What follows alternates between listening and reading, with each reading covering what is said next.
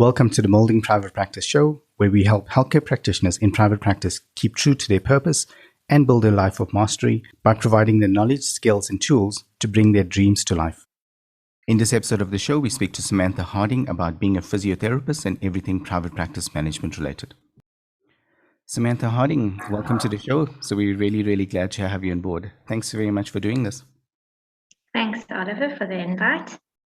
I think you were referred by someone that was on the show before, Shelley Hall, and I'm so glad that we managed to schedule it in so quickly as well. So really looking forward to this conversation. And just talking about how you became a physiotherapist and private practice and all of that cool stuff.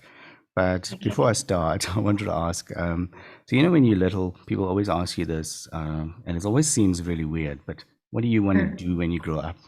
What did a young Samantha say? A young Samantha just wanted to be a cook, to be honest. Nice. I loved cooking and baking. It was my mother that was the one who kind of put physiotherapy as an idea. So when we were young, we needed physio. I think my brother needed it for something, but I had pneumonia. And there was a lady who worked from home, and my mom used to take us to her. And my mom just thought this is a lovely job for a female because you can have your kids at home and you can work from the house. So I think that was my mom's idea. That's completely different to what my life is like now as a physiotherapist, but that's probably where the idea was planted as a career option. Okay, well done to you, Mum. I'm not going to ask that because I think I know the answer, but obviously you don't practice from home now, right? No. Okay, just checking. So your mom's dream didn't quite come true exactly. Kind of saw it. No. Maybe one day, but not now. We tried that. My wife's a clinical psychologist, but I think there's a dynamic around having your practice at home though that's difficult. And I think hearing the children in the background as an example is like, I don't know if that's completely conducive. So well done for people that can do it. I think it's interesting. I think I like having my home as my home and patients not knowing where it is, because not everyone has good boundaries. So this is a nice, safe way of having a strong boundary. This is work and home is home. No, I agree with that. It was exactly that reason. It's like people would just ring the intercom on a Sunday morning. It's like, I thought you were working today. It's like, no, not really.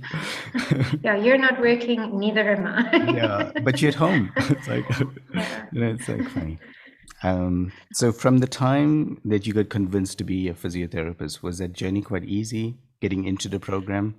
And the reason I ask that is because, it's it's not like a program like BCom, where you can get 200 people in a class. But did you find that quite easy? No, it was. I didn't get in the first time. So I did a year BSc and then applied with my BSc marks to get in. And then actually still didn't get in. But by that stage, the prof that was in charge kind of knew me because I was in their office often. And someone else in the first week of their first year physio dropped out because they decided they wanted to be a teacher rather. And then they put me in. So, oh wow! And almost didn't get in, but I did. Well done for perseverance. No, that's a really cool story. I heard of someone else, actually, incidentally, a physiotherapist as well, but he didn't get in, and he said his marks weren't that good, and eventually he wrote a letter to the dean, explaining why he wanted to be a physiotherapist and how it'll make his life better and stuff like that, and he did get in. So I think the point is, perseverance firstly, and it's actually a real thing. I think it's like 20 per varsity, that you can get into the program. So if you do get in, it's quite a privilege, I think. I think I can't redo how it happened, but if I look back, there's things to be grateful for. So it's quite an intense course, and I guess getting in a year later, you're more mature, so you can maybe handle it a bit better. And you appreciate it. You really appreciate being given the opportunity to study physio, because it was difficult to get in. So there are some positives, but yeah, it wasn't as easy as just getting in for me. I know. And that's why I like to ask the question as well, is because, for anyone, that's listening and, that's at school right now and they think, okay, I just want to be a physio. Unfortunately, the adult life is not quite like that. It's not like you just get whatever you want. And, and I think that kind of teaches you that. And I think for anyone that's in the program, I mean, like you said now, I'm a firm believer in that as well. Just, like life doesn't give you too many opportunities, but when you do get it, you do want to make it count, to the best of your ability, I think. And that's why I have a lot of respect, for every healthcare practitioner, because it's not just being called, physio or an OT or, a GP. I mean, it's a lot of sacrifice and, hard work behind that. And we work with many healthcare practitioners now, and, almost all of our clients have at least 2 or 3 degrees. And that already tells you about the level of commitment, and that's interesting, you know. I think the reason I'm saying that as well is that when you go to a healthcare practitioner, I think that's also what you can expect is, there's all that experience and that drive behind it, which is amazing to know. And after university, I mean, assuming everything after that was good, but did you do community service as well? Yes, I did. I did a year community service in a rural hospital in Gwelazane in Mpangeni. Okay. And it was a great experience. I mean, physio obviously isn't only about outpatient work. There's a lot of hospital work that we do as well. And it was a lovely area to learn. You really saw a lot of trauma. So, and there was an incredible, I want to say, camaraderie between the interns and everyone. So it was really probably the most holistic I've ever actually worked was in my ComServe. Private hasn't been as easy. You've got to try and create your team in private, but in government, it was actually there was a lot of camaraderie. So I actually miss that a little bit. Yeah. Yeah, I love asking that question as well because there's always mixed feelings. But to be honest, I mean the majority has been positive, as in people really love that here. It was the first time you probably got paid as much. So it was like different from being at varsity where you didn't have any money. Yes. But you mentioned camaraderie, and that's the feeling I got as well. I know my wife was in the same hospital actually. I remember we went out for lunch the one time when I visited, and there was the physio and the OT and the speech, and they were all, and they're all in the same age group, and like you could definitely feel that sense of like camaraderie. They had the dentist, and yeah, so it was like pretty interesting seeing it. Yeah, no, it was lovely. Mhm. I was also lucky actually because we were there in 2010, so it was the Soccer World Cup, and there was just Oh this wow. lovely vibe, lots of overseas doctors and everyone wanting to travel and see South Africa. So it can be a lovely year and experience, and yeah, I think people mustn't be scared of doing their ComServe. It's actually nice. You have a job straight out of studying. Not many people can say that. You don't get paid badly, and it's generally quite a positive experience. Yeah, I think people get hung up on the whole rural part, like is it going to be, good and all of that stuff. But I think one of the therapists mentioned it quite nicely. She said, like at no other time do you get that level of experience, and it's almost like straight after varsity you're getting that, and it's you don't have to stay in that type of environment if you don't want to, but at least it's an experience, and it's almost like just having eyes open and just going through it and looking at the positives. So yeah, very, very nice. But that's the area that you now practice in, right? So possibly because I live and work in a smallish town. I would say I'm very much a generalist. So I do hospital work. I haven't stopped working in a hospital. So we still do ICU and orthopedics and things like that. And then I did initially do my first kind of big postgraduate training in OMT. So just orthopedic manual therapy, there's a certificate that you do for a year in that. And that's kind of where I started my journey in private. And yeah, so outpatients has always also been a big love for me. I enjoy the difference though between hospital. It's nice to be able to rehabilitate someone who's had a knee replacement, or someone who's had maybe a brain injury and you've managed to get them to walk again. I feel actually quite blessed that there's so many fields that we can go into as physiotherapists. And my husband's a GP, and I feel like their field is actually shrinking. They can do less and less procedures. They basically have to just refer for everything. But as physiotherapists, it's growing. If you've done the training, you can do it, and no one is telling you can only do one area. So where I am, I do a little bit of everything.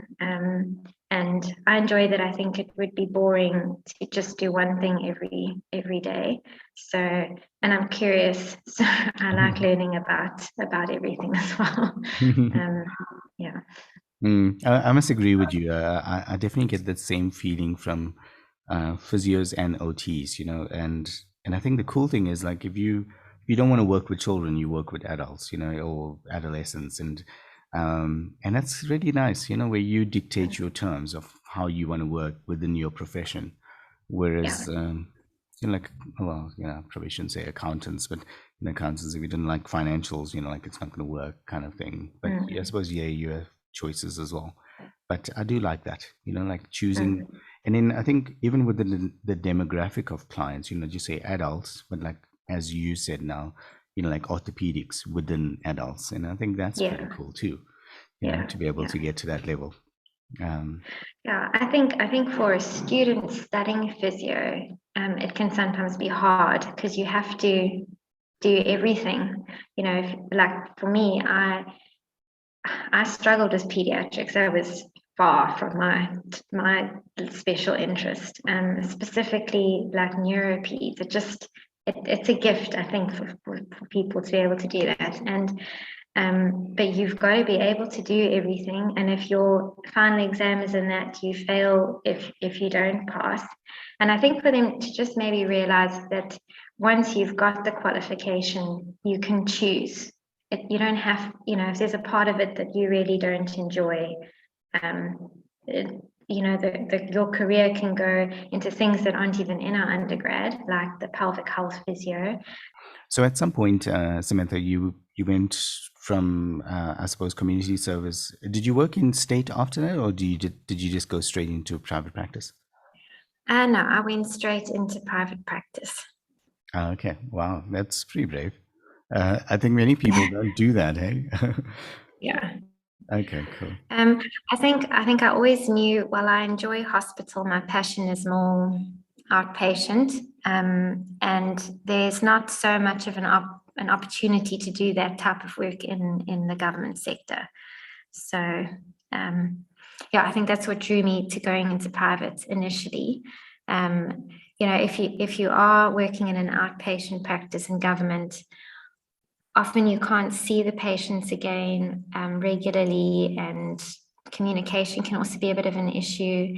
I wasn't fluent in Zulu, so I think that's what made me decide to go into private immediately. Okay, that's actually a really good reason, and I think it's something people should, or practitioners should, bear in mind.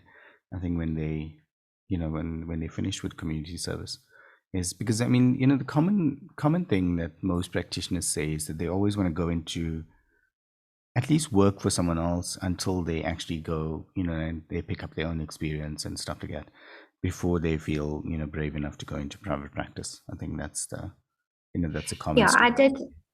I did work for someone for 4 years, or I had worked for practices for 4 years before I opened my own practice. Okay, cool. But I was only in government for 1 year. Okay, cool. Okay, so you kind of, and that's actually a smart way to do it as well, because then I suppose you get to learn everything about private practice without it, having the core responsibilities of that. Is that how you experienced it as well? I think when you're there, you think you learn something, and you learn some parts of private practice and how things work. But it is always different when you're starting your own thing. There's a lot that you don't see that the practice owner is doing behind the scenes, or so there was definitely some learning that was still done very actively when I did open my own practice. Okay.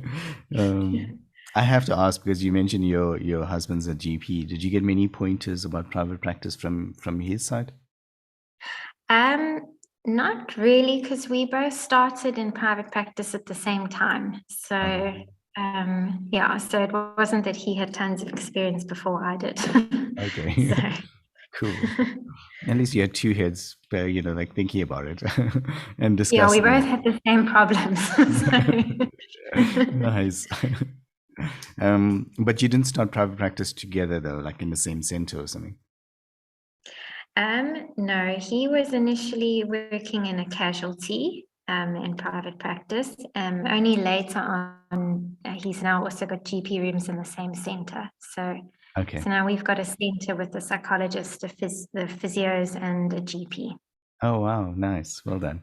I mean, I think that's a dream, I think, of most practitioners, is to be able to create that multidisciplinary kind of, setting. Because I think if you Yeah, have it's that, lovely. it helps a lot with cross Mm. referrals and all of that stuff. Yeah. Yeah, it's I think that's also this, I wouldn't say a secret, but definitely a recipe, like to having a good private practice. When I say good, I mean, one that you're happy with the number of patients you're dealing with and what you're working with, is, I think, creating that setting, where you can get that, that multidisciplinary kind of setup. Would you agree with Mm. something like that? Yeah, I think you create your team, so you learn who you work well with, and while not everybody is in the same building, I work very nicely with a speech therapist and an occupational therapist here as well.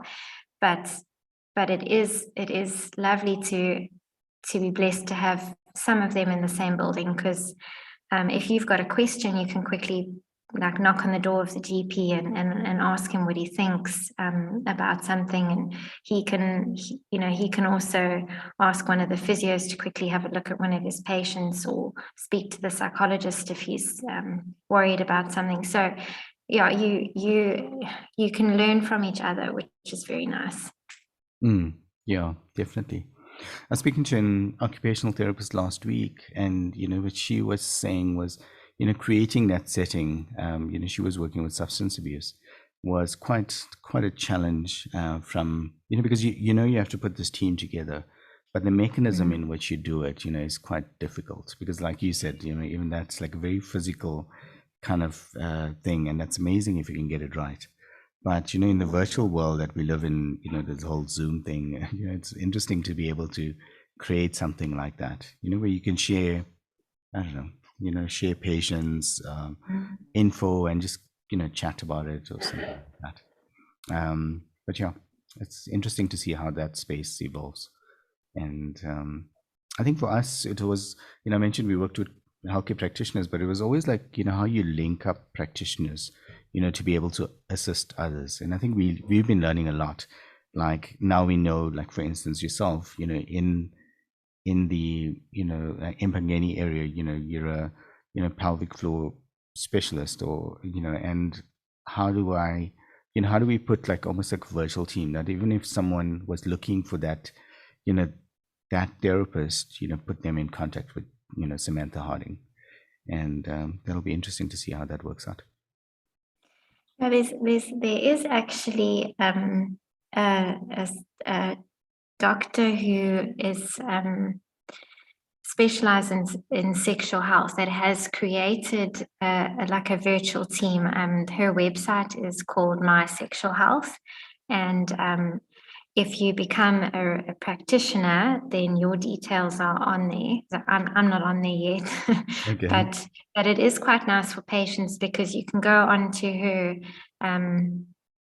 website, and you can see a list of names of some physiotherapists. This is obviously specifically only for sexual dysfunction, Mhm. but there's sexologists, psychologists, doctors, everyone that kind of works into that team, you can access now virtually. Okay. Which is a lovely thing that wasn't here a decade ago. Yeah.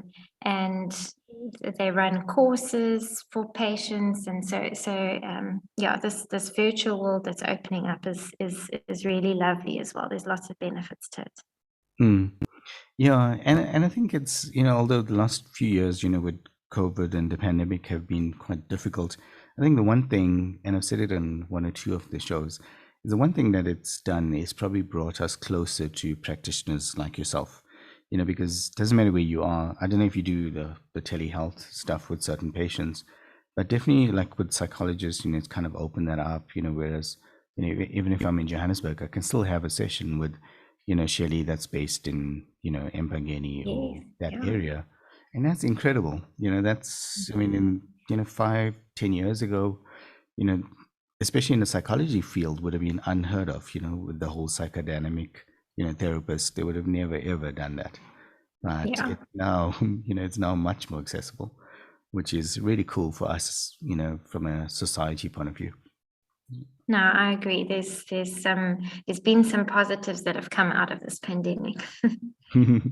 Speaking about the pandemic, has there been any, have you found out anything new from a private practice point of view? Or, and I'll give you an example. I mean, like, when we were speaking to the midwife, Roweda Muller, and she said, like the babies born during that time seem to have been a lot more clingier, and it's because, there wasn't a social interaction as much, around that time. They're almost like used to people wearing masks. And so when they saw less smiles, as an example, of people around them, Okay.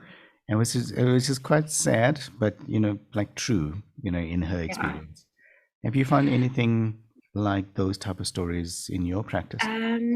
Yeah, I would definitely say initially after that lockdown, that hard lockdown that we had, people's stress levels were obviously way above normal, and we saw a lot of people who potentially had problems that were under control for years come up with flare-ups, and just lots of neck pain, lots of back pain. And if you go into pain and how pain works, there's a big link between stress and how it sensitizes the nervous system, so that your threshold for experiencing pain is lower. So it was fascinating to just, I guess, notice how much of that we were seeing, and what an impact that was having on people.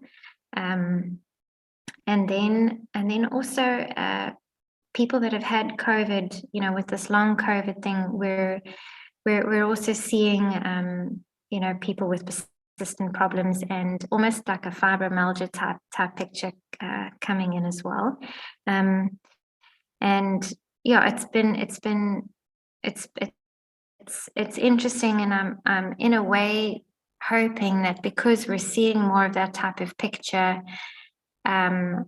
now with long COVID, that there's going to be more research more money in research going into trying to find more solutions for that group of patients, because it's always been a tough one where, not everybody knows exactly what to do, and no one knows why it happens. And we all know we need to work on sleep and diet and kind of everything. But yeah, definitely we're seeing more of those things that we didn't see beforehand.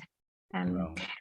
What's been nice now is that, I think life has gone a bit more to normal. So kids are playing sport again, the comrades is happening. So we're seeing kind of more of that stuff coming in, and people feeling a little bit better about life because there's some sort of normalcy returning into their daily lives. Yeah. Although that mask is always like one arm length away.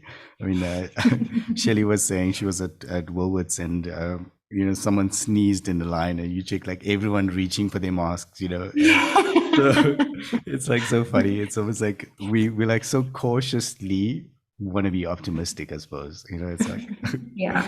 um, Yeah. but with children, yeah, they don't really care. I mean, I think we even during COVID or the pandemic, we tried to keep their masks on as much as we could. But in school, you could see. I mean, like they, yeah, whenever they got the opportunity, they always took it off. Yeah, you can't blame them Yeah, I get it. though. Which was interesting for me how quickly they adapted to it as well. With our kids as an example, I mean, like, they, we just told them you have to put your masks on, and they, that's what they did. Um, Yeah. but it was interesting in terms of the almost like the adapting nature of humans, to be able to do that.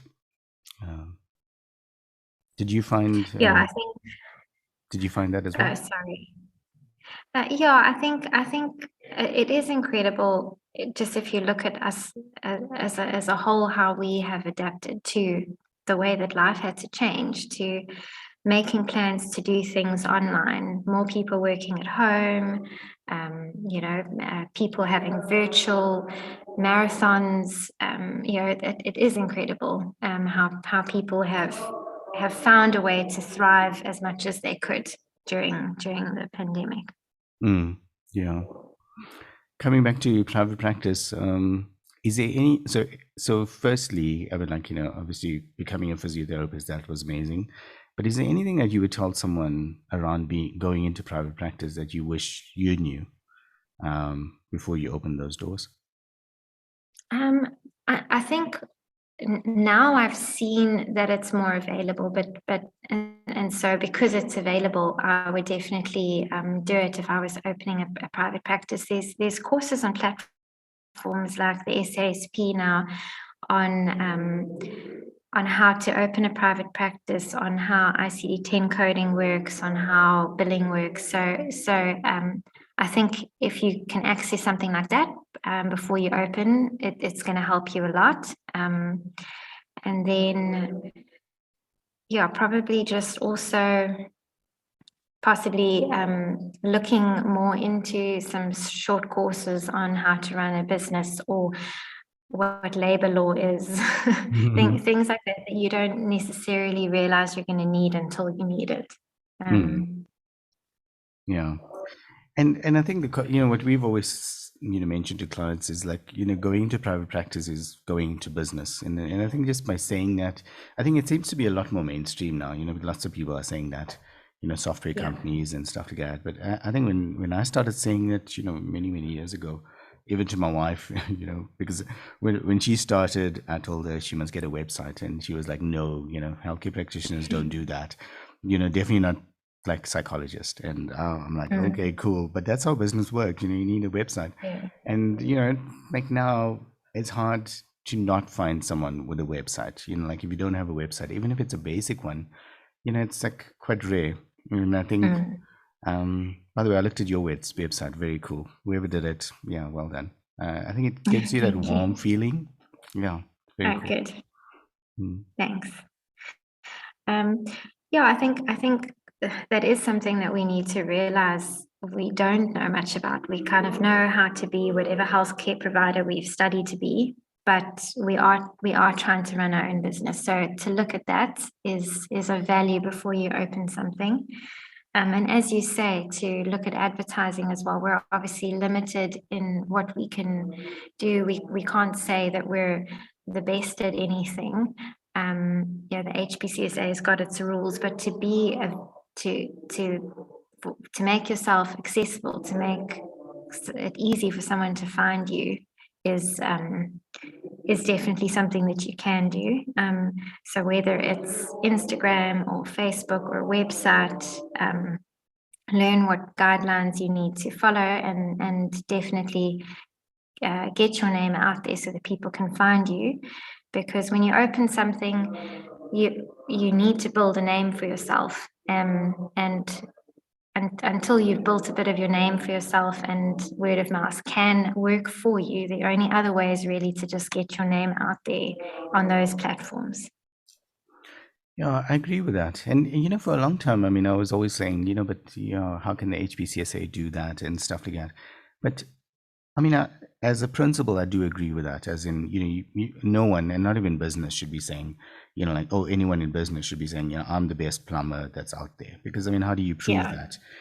But knowing that, for instance, that Samantha Harding is a physiotherapist, and actually she is in my area, and just knowing that, just putting those two together, the next time I'm having, issues, with my muscles being locked up, I'm going to think, okay, cool. I came across Samantha, like, I wonder if she can help me with this, and just that link, I think is already useful. And I think for healthcare practitioners, that's what they should be doing.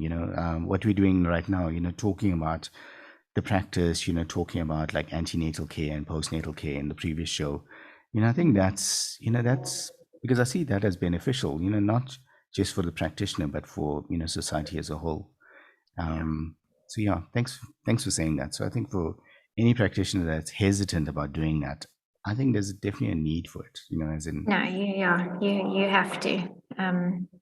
You definitely have to, especially nowadays, because there's more and more competition. There's people are struggling to stay in government even if they want to. Posts are frozen, so more people are coming into private. More people are opening private practices. So you need to make yourself at least seen. And then I think also sometimes to just realize every patient that you treat is an opportunity to advertise. If you've given your best and they're happy with the outcome, they might send a friend to you, they might send a family member, they might hear someone else talking and say, oh no, you have to see that person. So to also never ever take your focus off of the patient, because they are the most important, hopefully the reason that you've gone into being in healthcare, but there's value in building those relationships as well. Yeah, well said. I mean, I think sometimes it goes without saying, but your product or your service is probably the biggest, source of referrals. If you do that, like good, people will refer, to the point where they'll never ever go somewhere else. Yeah, but the other one I find is, and I think, with my wife's practice, we did this, not so good initially as well, is that, you move practices and stuff like that. And I think what that does is it just makes it difficult for people to find you. I suppose now it probably is easy, but, people get used to like knowing that Samantha Harding is here. And I think when you move and stuff like that, it becomes a little bit more of a challenge. Yeah. No, and I think for most of us, that is what happens. You at least move once or twice before you find the place that you're happy to stay in. Yeah, no, agreed. And in terms of so the other one that people bring up quite a lot with private practice is the amount of admin or just general logistics related stuff. Did you find anything around that? Did you find that easy enough to do? I would not survive without my admin staff. I'm definitely more of a clinician. So what I was grateful for is I always started with a receptionist. Some people start with just themselves on the phone. And I'm glad I did decide to have that expense, because patients can sometimes take advantage of that therapeutic relationship that you've built in terms of finances. And so it's nice to have someone in the front that says, no, this is the fee for the service. You need to pay it before you see the practitioner, or, medical aid hasn't paid fully. You need to pay, versus you being that person who needs to try and have that conversation, but also keep that therapeutic aligned. So I think, if you can try and get someone in there that can do that for you. That's how we started with practitioners, because I think initially it was always difficult to do, medical billing, and just getting invoices out and stuff like that. But, and the GPs always had like the bigger ones, like Medimass or Healthbridge, and it's normally really expensive, for Yeah, yeah, it is. and yeah, but yeah, thanks for mentioning that, because I think that's kind of the world that's amazing right now. It doesn't have to be a huge amount of money to be able to get that, that that level of service, or that level of practice going, which definitely No, helps from an admin point of view. if it can save time as well, that's amazing. Because time is such a commodity, whether it's your admin staff that's time is being saved, or you're yourself. If you can save time, there's a lot of value to that. Mm, And if you can have one system that integrates everything, instead of having one system that maybe sends appointment reminders, or you do your bookings on, and then another system for billing, and another one for notes. If you can find something that can work for you, where you do all of that, mm. it can make a big difference. Yeah, 100%. And for people that can't really afford a receptionist, and I know, I like how you said it, and I agree with that, because again, as a human being's point of view, like it's amazing that the GPs and the dentists, people never have any issues going there and then paying for them, and that is normal. But I find with the allied practitioners, maybe it's changed now, but for many years, it was like, unless you had a receptionist, people would always go without paying, and then you're basically trying to hunt down the money, and Yeah. which is never a good scenario to be in. Do you have any recommendations around that, in terms of how you would do it? Um, sure. If you can't afford one, there are I think services where people can do your practice management for you, I think, Hmm. but then they take a percentage of what you bill, or what they get in for you. But potentially, if that ends up being cheaper than a receptionist when you're first starting, then that is an option. If you're looking at maybe 4,000 Rand or 3,000 Rand, if someone does that for you, versus 7 or 8 to employ a receptionist, then I guess that type of math, yeah, because I think a lot of those platforms will do your billing, follow up with the medical aids, follow up on outstanding money that hasn't been paid. So in that sense, you can still have them contact the patient, even if you're making your own bookings for appointments. Okay, that makes sense. Cool. And did you struggle with like things like unpaids, or was that always was that easy enough to do? Sorry, did I struggle with? Like unpaid management, like where people wouldn't pay you. Yeah. Okay, cool. Um, Or not yeah, cool. we do.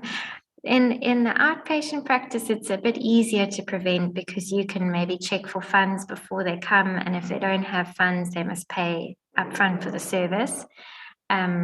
But in hospital, we're finding it more and more, because the medical aids, you used to believe that everything was covered as long as you had a medical aid in hospital. And now we're finding that they're covering less and less services. So just because you're in hospital and someone has asked for a physio to see you, or someone else to see you, doesn't mean that your medical aid is going to cover it. And we found it quite difficult to get those patients to pay their accounts.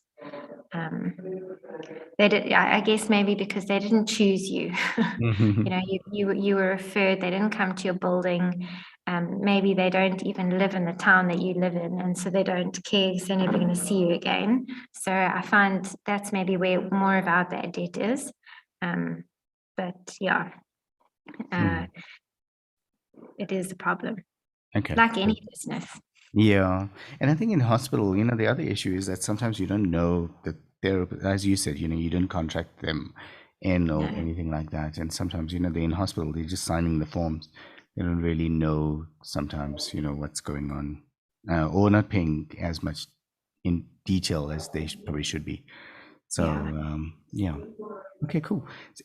So Samantha, anything around being a physiotherapist or being in private practice that you thought I should have asked you that I didn't? No, I don't think so. I think maybe just I'd like to add that if you are going to be in private practice, or just practice as a healthcare provider or physio, just to not stop learning. Yeah, I think the scariest or most dangerous type of practitioner is someone who thinks that they know it all. The more that you learn, the more you realize you don't know. And I think, I think there's a lot of value in that continued learning. And with the virtual world being what it is, it's actually so much easier than it was before as well. So there's really not an excuse not to continue learning and to be the best that you can be for your patients. Yeah, well said. Thanks so much for your time. Thanks very much for doing this. I think for anyone that's, aspiring to become a physiotherapist and their mum is pushing them in a direction, it's probably, a worthwhile, like listen in. And I think around private practice, I loved how you approached it, and, it sounds amazing. I think we'll link to your website as well, because it's not just, just you. It seems like you have a team around as well, which is amazing as well, to build up a private practice to that level. Yeah, everybody has their niches that they're a bit better at. So it's nice to have a team that can substitute for some of your weaknesses, possibly. And I think also because we do hospital, one of the biggest reasons that I've employed physios is I don't want to have to work more than one weekend a month. So it's nice from a quality of life perspective to be able to have a dependable team to cover the months, and if someone is on leave, the service doesn't stop. So that's been the drive. So think about your team, I guess. If you are going to expand, why you're doing it. It's not necessarily always for more money, actually. It doesn't always end up like that. I like that, but also tying back to the business principle, you want to create that stability. But, if you constantly, if you're working every weekend, I think you're going to be a bit resentful about that, which will be, not in the best interest of the patients. But I think if you can create a system or a business and a private practice, where you constantly, have that so that patients can, experience that from your practice, I think that's pretty cool to do. That's very nice. Well done. Thank you very much, Oliver. Cool. And thanks for doing this once again. And looking forward to chatting to you sometime in the future, maybe about another area of interest. Perfect. Sounds great. Hey, everyone. Thanks for listening. As always, stay tuned and we'll speak to you in the next episode.